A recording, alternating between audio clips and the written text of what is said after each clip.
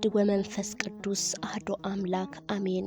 የተወደዳችሁና የተከበራችሁ የቻናላችን ተከታታዮች እንደምን ቆያችሁ?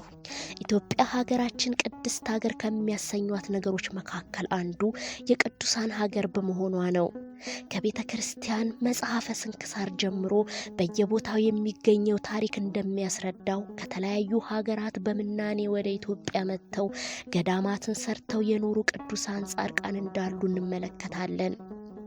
የታሪካቸው አነሳስ ሲመረመር እግዚአብሔርን ከሚፈሩ ሕጉንና ስርዓቱን ከሚያከብሩ ኢትዮጵያውያንና ኢትዮጵያውያት ተወልደው ከአባቶች እግር ቁጭ ብለው ትምህርተ ሃይማኖትንና መንፈሳዊውን ባህል ሲማሩ ከቆዩ በኋላ ጌታ በቅዱስ ወንጌሉ በማቴዎስ ወንጌል ምዕራፍ 16 ቁጥር 29 ስለ ስሜ ወንድሞቹን እህቶቹን አባቱን እናቱን ሚስቱን ልጆቹን እርሻዎቹን ቤቶቹንም የተወ ሁሉ 100 እጥፍ ዋጋ ያገኛል የዘላለም ሕይወትን ይወርሳል ባለው መሰረት በመንፈስ ቅዱስ አነሳሽነት ጥሪው እየደረሳቸው የተወለዱበትን አካባቢ ትተው በምናኔ በገድል በትሩፋት ጸንተውና ፈጣሪያቸውን በጸሎትና በአምልኮት ደጅ ሲጠኑ ቆይተው ያልፋሉ። ኋላም ትሩፋት በሰሩበትና እግዚአብሔር በፈቀደላቸው የብቃታቸውና የክብራቸው መገለጫ በሆነው ቦታ ገዳም ተመስርቶ በስማቸው ታቦት ተቀርጾላቸው ገድል ተጽፎላቸው የቃል ኪዳናቸውና የትሩፋታቸው መታሰቢያ ሆኖ ሊዘከርላቸው የሚኖሩ አበው ቅዱሳን እጅግ ብዙ መሆናቸው ይታወቃል።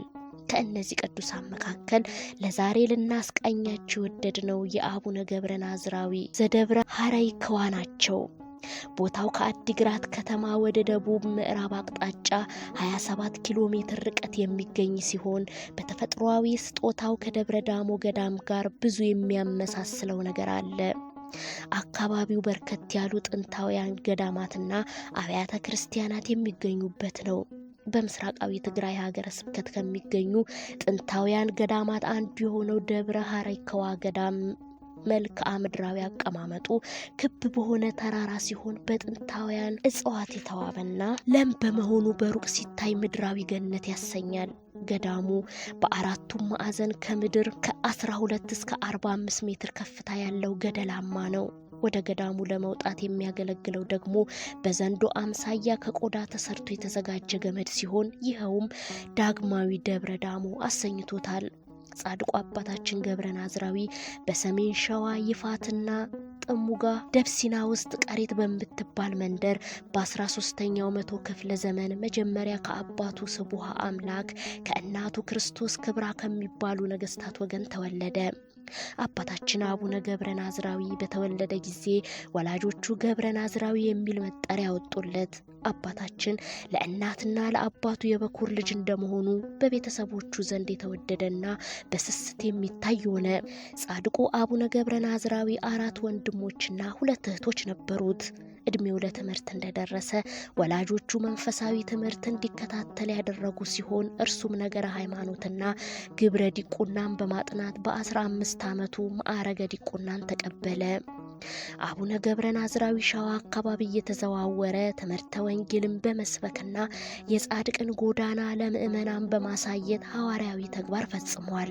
በዚህ ሐዋርያዊ ተጋድሎ መካከል ብዙ ውጣ ውረድ የገጠመው ሲሆን በዚያን ጊዜ የነገሰው ንጉሥ አምደ ጽዮን የአባቱ ሚስት ማግባቱ ተከትሎ ጻድቁ አቡነ ገብረ ናዝራዊ ጳጳሱ አቡነ ያዕቆብ እንዲሁም አገልጋይ ካህናት ይህንን የንጉሱን ድርጊት በግልጽ አወገዙ። በዚህ ጻድቁ አባታችን ገብረ ናዝራዊ ከተከታዮቹ ጋር ለጥቂት ሳምንት በእስር እንዲቆይ ሲደረግ ብዙዎች ካህናትና ምእመናን ለስደት ተዳርገዋል። ጻድቁ አቡነ ገብረ ናዝራዊ ከእስር ከተፈታ በኋላ አካባቢውን ለቆ ወደ ቅዱስ ላሊበላ በመሄድ ለ12 ዓመታት በአገልግሎት የቆየ ሲሆን በኋላም በሐይቅ አቡነ ኢየሱስ ሞዓ ገዳም ጥቂት ሰንብቶ ወደ ትግራይ ሄደ። በዚያም ከአባ እስጢፋኖስ ጋር ተገናኝቶ በገድልና በትሩፋት የተሞላ መንፈሳዊ አገልግሎቱን አስፍቶ ቀጠለ። በማስከተልም ግብጽን አቋርጦ ቅድስት ሀገር ኢየሩሳሌምን ለማየት ከአቡነ ያዕቆብ ጋር ለመሄድ ተነሳ። ሆኖም ግን ጳጳሱ አቡነ ያዕቆብ የአባታችንን ጻድቁ አቡነ ገብረ ናዝራዊ በዓት ሀገሩ ኢትዮጵያ ብቻ እንደሆነች በማስረገጥ አስረድቶ ሲያበቃ የጉዞ ሐሳቡን እንዲተው ነገረው። እርሱም ያለምንም ማመንታት ሐሳቡን ተቀብሎ ጉዞውን ሰረዘ። ከጥቂት ጊዜ በኋላም አባታችን አቡነ ገብረ ናዝራዊ ወደ አዲግራት በመሻገር የወንጌልን ቃል በማዳረስና ለጽድቅ ስራ በመትጋት ተጋድሎን ቀጠለ። በገድሉ ላይ እንደሰፈረው አባታችን ጻድቁ ገብረ ናዝራዊ ወደ ትግራይ ከመጣ በኋላ ያረፉባት ቦታ በምዕራብ አዲግራት የምትገኘው አጋዝና የተባለችው ተራራማ ቦታ ስትሆን ልዩ ቦታዋም በመቀበል የምትባል ቋጥኛማ ስፍራ ናት። የአባታችን ጻድቁ ገብረ ናዝራዊ ሁለተኛ ቤተክርስቲያን በዚህ ቦታ ታንጾ ይገኛል። ከቋጥኝ ድንጋይ ተፈልፍሎ የታነጸው ቂአት ቅድስት ማርያም ቤተክርስቲያንም በዚሁ አካባቢ የሚገኝ ሲሆን አባታችን ጻድቁ አቡነ ገብረ ናዝራዊ በዚሁ ቦታ 8 ዓመት ያህል ኖሯል። በኋላም አባታችን ጻድቁ አቡነ ናዝራዊ ወደ ማይ ኢየሱስ በመሄድ ቀበሌ አዘባ ቤት ሃባ በተባለው ተራራ የቁፋሮ ስራ ጀምሮ ባለ 2 አምድ የሆነ አንድ በር ያለው ቤተክርስቲያን አንጾ ሲጨርስ ጉዞውን ወደ ዛሬው አምባላም ደብረ ሀረይክዋ ገዳም አድርጓል። ጻድቁ አባታችን አቡነ ገብረ ናዝራዊ ወደ ደብር ሀይረክዋ ከወጣ በኋላ በመጀመሪያ የተለያየ መጠንና መጠሪያ ስም ያላቸው ከአለት የተፈለፈሉ ከ44 በላይ የውሃ ጉድጓዶች ወይም ኩሬዎችን አንጿል። ከብዙ በጥቂቱ ለመጥቀስ ያህል ማይ መስቀል ወይም የመስቀል ውሃ፣ ማይ ዮርዳኖስ ወይም የዮርዳኖስ ውሃ፣ ማይ መቅደስ ወይም የመቅደስ ውሃ፣ ማይ ጣላ ወይም የገላጣ ውሃ፣ ማይ ጸላ ስዋ ወይም ለጠላ የማይሆን ውሃ እባሌችንም በአጠቃላይ ከ44 ያላነሱ የውሃ ኩሬዎች ያነጹ ሲሆን እስካሁን ውሃ እንደተሞሉ ይገኙበታል። ከዚህ በተጨማሪ ከአለት የተፈለፈለ ቤተክርስቲያንና ጸሎት ቤት አንድ ወጥ የድንጋይ ክዳን ያለው መቃብር በቤተ መቅደስ ውስጥ አንጿል።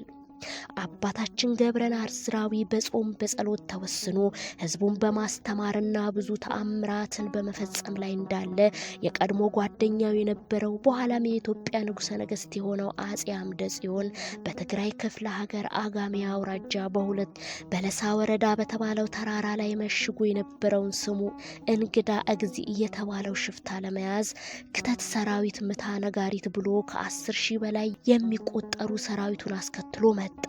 በተራራው ስር ምሽግ ሰርቶ ሽፍታው ወዳለበት ተራራ ለመውጣት ጤቋ በተባለው ቦታ ላይ ተቀመጠ።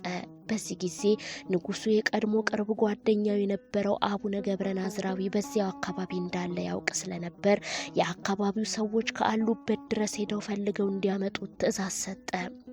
በዚህም መሰረት ጻድቁ አቡነ ገብረ ናዝራዊ ተጠርቶ ከንጉሱ ዘንድ ቀረበ። ንጉሱ ሽፍታውን በምን አይነት ዘዴ ሊይዘው እንደሚችል አቡነ ገብረ ናዝራዊ ምክር ጠየቃቸው። አቡነ ገብረ ናዝራዊም ለንጉሱ ለ3 ቀናት ያህል በቤተ ክርስቲያን ጸሎትና ምህላ ይደረግ፣ ሕፃናት እናቶቻቸውን ጡት እንዳይጠቡ ይከልክሉ፣ የሚያጠቡ የቀንድ ከብቶች ከልጆቻቸው ጋር እንዳይገናኙ ይደረግ በማለት አዋጅ ይደንገጋለው። ንጉሱም የጻድቁን ሐሳብ ተቀብሎ ተግባራዊ ያደረገ። በዚህ ምክንያት በህዝቡ ጸሎትና ምህላ በሕፃናትና በእንስሳት ጩኸት አካባቢው ተናወጠ። ሽፍታው ተጨነቀ። የንጉሱ ሰራዊትም ድንጋይና የፈረስ ኮርቻ በመካብ ተራራው ከላይ ወጥተው ሽፍታውን ያዙት።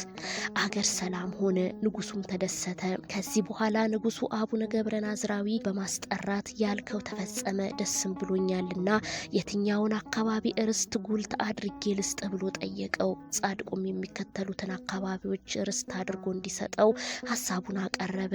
እነሱም ማይ፣ አውሊ፣ ቂአት፣ አዲ ጋአም፣ ለጉልትነት መስሃት፣ ቃፍለና አዲሻጋር፣ ገመል፣ ሙንኩዳ ለመነኮሳት ማረፊያና ለእርሻ፣ ከኃይሌ ጉንያ፣ ከአክሱም ላዕላይ ቀደሳ ታታይ ቀደሳ፣ ከእንትጮ መካነ አሊፍ ብህዛ እንዲሁም ከወልቃይት አዲ ቀባይ ሲሆኑ ንጉሱም ሰጥቻለሁ በማለት በአዋጅ አጸናለት። በተጨማሪም የዋልክበትና ያረፍክበት ቦታ ሁሉ ያንተ ርስት ጉልት ይሁን አለው።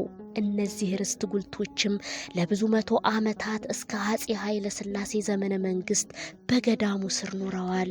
አባታችን ገብረ ናዝራዊ የደብረ ሀራይኳ ገዳም በበቁና በነጹ መነኮሳት እንዲገለገል ካለው ፍላጎት አኳያና መነኮሳቱንም ከዓለማዊ ፈተና ለመታደግ ሲል ሴቶች ወደ ገዳሙ እንዳይመጡ ስርዓት ሰራ። ነገር ግን አንዲት ሴት የጻድቁን ቃል በመተላለፍ በመዳፈር ወደ ተራራው በመውጣቷ አፋፍ ላይ እንደደረሰች ከያዘችው ድፎ ዳቦ ጋር ድንጋይ ሆና ቀርታለች። እስከ አሁን ድረስ በአስደናቂ ሁኔታ ትታያለች። የሀይረካዋ ገዳም ልዩ ከሚያደርጉት ነገሮች ውስጥ ጻድቁ በዘንዶ አማካኝነት ወደ ተራራው ሲወጣ የረገጠው አለት የእግር ጣቱ ያረፈበት ምልክት አለ። እናቶች ምጥ ሲይዛቸው፣ ሰዎች ሲታመሙ፣ ድርቅና ቸነፈር ሲከሰት መስቀል ወይም አልቃሽ መስቀል የሚገኝበት መሆኑ ክረምትና በጋ የማይደርቁ የተለያዩ የቀለም አይነት ሽፋን ያላቸው የውሃ ጉድጓዶች ያሉበትና ምእመናንን የሚፈውስ ጠበል ያለበት መሆኑ ከብዙ በጥቂቱ የሚጠቀሱ ናቸው። አቡነ ገብረ ናዝራዊ ዕረፍቱ ጥር 29 ቀን ሲሆን ቅድስት ቤተክርስቲያን በየወሩ በ29 ቀን ወርሃዊ በዓላቸው እንዲሁም በየዓመቱ ጥር 29 ቀን የዕረፍት በዓላቸውን ታከብራለች። የአባታችን የጻድቁ ገብረ ናዝራዊ መቃብር በገዳሙ መቅደስ ውስጥ የሚገኝ ሲሆን ከአንድ ቋጥኝ በተጠረበ 3 ማዕዘን ያለው ድንጋይ ተዘግቶ ይገኛል። በቅዳሴና በጸሎት ሰዓትም በክብር ይታጠናል። የታላቅ ገዳም በአሁኑ ወቅት በተለያየ ምክንያቶች የአገልግሎት ስርዓቱ እየተዳከመ በገዳሙ አንድም አገልጋይ ሞኖክሴ አጥቶ በዘበኛ እየተጠበቀ እስከ መኖር ደርሷል። ደብረ ሀይረካዋ ገዳም ከተመሰረተበት ጀምሮ እስከ 1990ዎቹ ከ600 ዓመታት በላይ ደብረ ደናግል ሆኖ በደናግል መነኮሳት ብቻ ይገለገል ነበር። አሁን የሚገለገለው በገዳሙ አካባቢ በሚኖሩ ካህናት ነው። በገዳሙ በወር ከ3 እስከ 5 ቀናት ብቻ የሚቀደስበት ሲሆን አንድም መነኮስ አገልጋይ የለም። ገዳሙ ትልቅ ገዳም ነው። እኛ የምንፈልገው ገዳሙ በእኛ እንዲገለገል ሳይሆን ገዳም እንደመሆኑ መጠን እንደ ጥንተ ስርዓቱ በመነኮሳት እንዲገለገል ነው። ገዳሙ ከመንገድና መብራት ራቅ ያለ በመሆኑ በጎ አድራጊዎች ለመርዳት ተቸግረው ቆይተዋል። ለዚህም እኛ ካህናት ከነዋሪ ምእመናን ጋር በመሆን በየጊዜው ችግሩን ለመፍታት የተለያዩ ጥረቶች እያደረግን ቆይተናል ሲሉ የገዳሙ ተወካይ መልአከ ፀሐይ ብርሃነ ገብረ ማርያም ይናገራሉ። በአሁኑ ሰዓት ገዳሙ የብፁዕ አቡነ ኢሳያስ የመቀሌ ሀገረ ስብከት ሊቀ ጳጳስ ገዳም ነው። ብፁዕነታቸው ገዳሙን ወደ ጥንተ ክብሩ ለመመለስ ያላሰለሰ ጥረት በማድረግ እየታገሉ ሲሆን አሁን ባለበት ነባራዊ ሁኔታ እንዲቆይ ያደረጉ ንዋያተ ቅድሳትን የሚይዝ ሙዚየም እንዲሰራ አድርገዋል። አልፎ አልፎም በ29 ከሚኖሩበት ሀገረ ስብከት መነኮሳት ይዘው እየመጡ መኪና ከማይገባበት መንገድ ደግሞ በእግራቸው እየተጓዙ እንደሚቀድሱ መልአከ ፀሐይ ብርሃነ ምስክርነታቸውን ሰጥተዋል። በአጠቃላይ ይህ ገዳም ታላቅና ጥንታዊ ሲሆን አሁን ላይ እየተዳከመ በመሆኑ ሁሉም ሰው በባለቤትነት ችግሩን ለመቅረፍ እንዲነሳ መልእክታችንን እናስተላልፋለን። በዚሁ አበቃን። ወስብሐት ለእግዚአብሔር።